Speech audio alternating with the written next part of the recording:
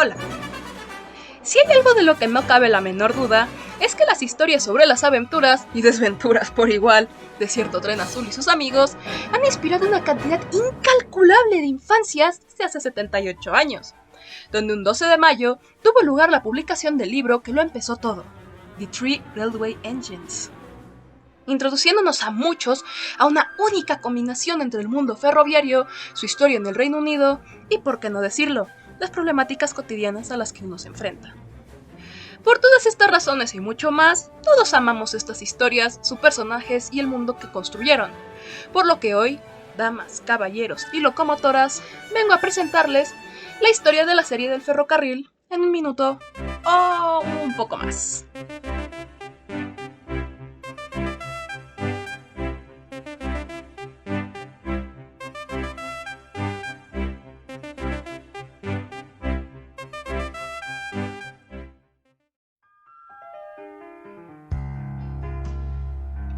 El reverendo Audrey solía pensar en pequeñas historias, cuyos diálogos venían de lo que imaginaba que dirían las locomotoras al resoplar, cosa que no sorprendía a nadie sabiendo que era alguien que había crecido cerca de un ferrocarril. Por otro lado, en 1942, Christopher Audrey cae enfermo de sarampión, lo que lo obligó a quedarse en cama, por lo que tanto el reverendo como su esposa Margaret le contaban pequeñas canciones y rimas, las cuales al inicio sonaban muy bien, pero a poco le iban aburriendo. Sin embargo, había una que le encantaba, titulada Down the Station, la cual cito: Early in the morning, down at the station, all the little engines standing in a row. Along comes the driver, pulls the little lever, puff puff, chuff chuff, off we go. Esto lo acompañaba con dibujos, que hacía de locomotoras con rostro. Una de estas tenía una expresión triste, y como parecía compartir su sentir, el joven Christopher pregunta el nombre a su padre, a lo cual él contesta con lo primero que se le ocurre: Edward. A partir de ahí, a pedido de Christopher y sus constantes preguntas sobre el contexto de los dibujos y las rimas, el reverendo sigue haciendo varias historias sobre estos personajes, añadiendo otros como el inspector Gordo, Henry o Gordon, que fue nombrado de esta manera gracias a un compañero mandón del salón de Christopher. Posteriormente, y en Navidad, Christopher, encantado por estas historias, le pediría a su padre de regalo una figura de Gordon. Sin embargo, debido a la complejidad de hacer a una A4, o a cualquiera de las locomotoras en realidad de las historias, decide hacer una locomotora de tanque, pequeña, de color verde azulado oscuro con un 1 a sus lados, la cual fue nombrada por Christopher como Thomas, sin ninguna razón en particular.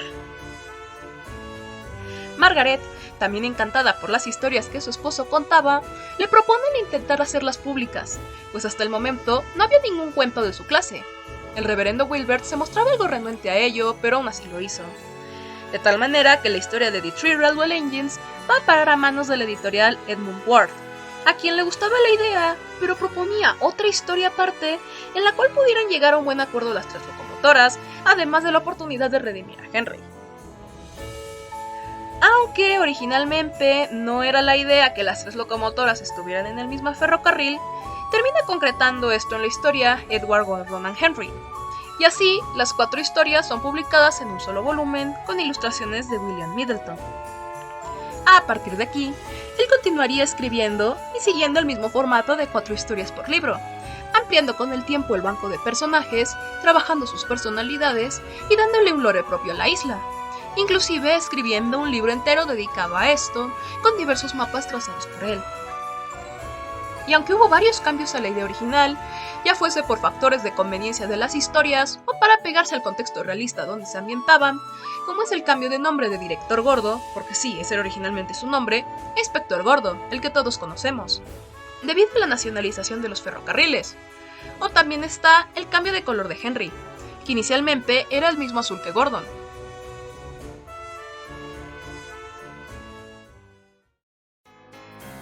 La serie se volvería un rotundo éxito, no tan solo entre niños, sino también entre el público adulto, debido a la gran cantidad de temas que tocaba y cómo lo hacía, pues las historias podían tocar temas a los cuales cualquiera podría identificarse sin temor a que estos fuesen un tanto maduros.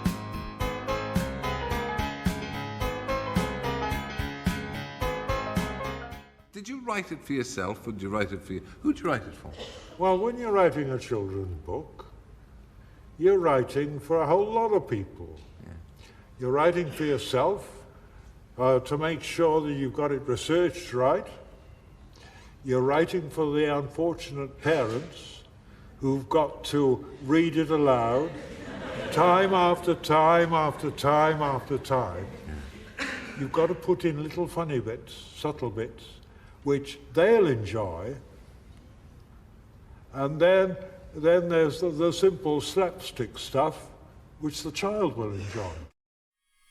Otra cosa que también se volvió parte de su estilo era su factor de crítica a los problemas que pasaba el sistema de transporte ferroviario del país, tales como el recorte de líneas del 63, mejor conocida como el hacha de Beeching, la ineficiencia de las diésels o el fallido movimiento de la modernización que llevó a la destrucción de 16.000 locomotoras de vapor a lo bruto.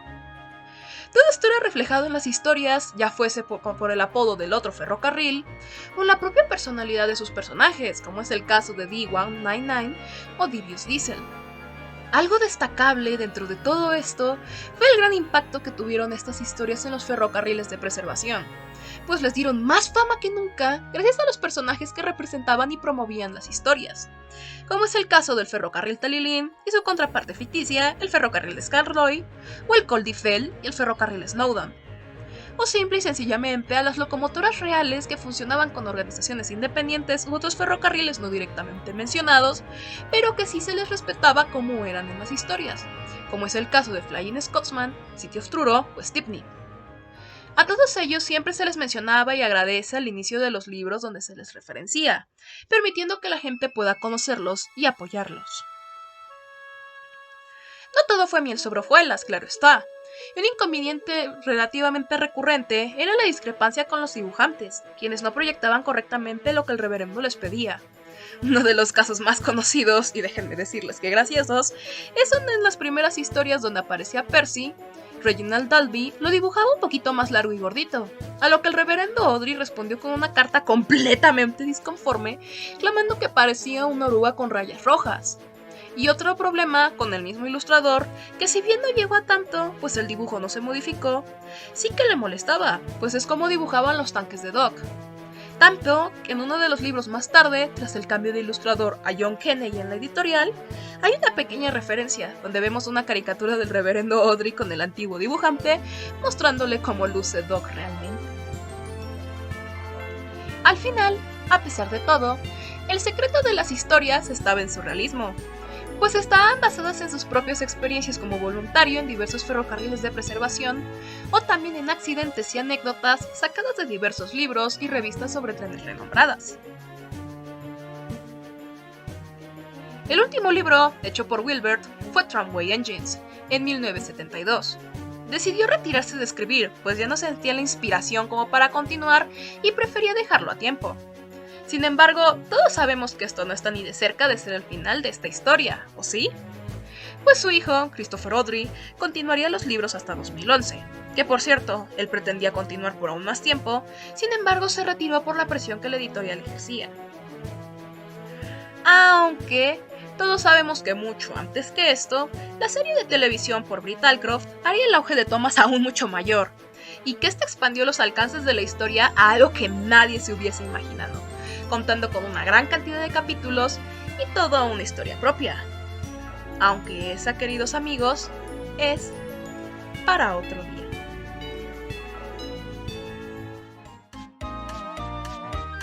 Toda buena historia tiene otra gran historia detrás, y como verán, Thomas y sus amigos no ha sido la excepción. Evidentemente he omitido varios detalles, algunos porque se han perdido en el tiempo y otros simple y sencillamente porque harían el video muy largo. Aunque en esencia y lo más bonito ha sido lo que les he contado el día de hoy. Espero que lo hayan disfrutado muchísimo, no olviden suscribirse y darle like, y bueno, hasta la próxima.